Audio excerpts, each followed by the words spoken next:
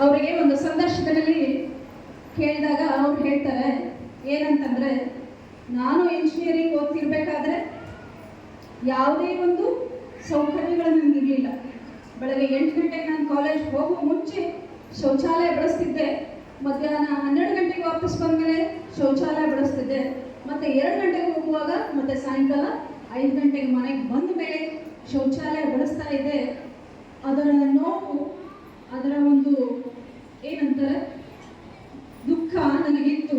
ಹಾಗಾಗಿ ಈವರೆಗೂ ನಾನು 14,000 ಶೌಚಾಲಯಗಳನ್ನ ಕಟ್ಟಿದ್ದೀನಿ ಅಂತೇಳಂದು ಅವರು ಬಹಳ ಹೆಮ್ಮೆಯಿಂದ ಹೇಳ್ಕೊಳ್ತಾರೆ.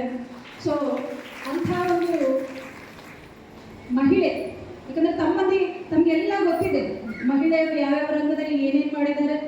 ಅನಾದಿ ಕಾಲದಿಂದ ಆಧುನಿಕ ಕಾಲದವರೆಗೂ ಎಲ್ಲ ಕ್ಷೇತ್ರದಲ್ಲಿ ಮಹಿಳೆಯರಿದ್ದಾರೆ. PM ಆಗಿದ್ದಾರೆ, ಅಂತರಿಕ್ಷವನ್ನು ನಡೆಸ್ತಾ ಇದ್ದಾರೆ. ಮೊನ್ನೆ ತಾನೇ ತಾವು ನೋಡಿರ್ಬೋದು, ಇನ್ನು ಟಿವಿಯಲ್ಲಿ ಬರ್ತಾ ಇದೆ ಸುನೀತಾ ವಿಲಿಯಮ್ಸ್ ಬಗ್ಗೆ ತಾವು ಕೇಳಿರ್ಬೋದು.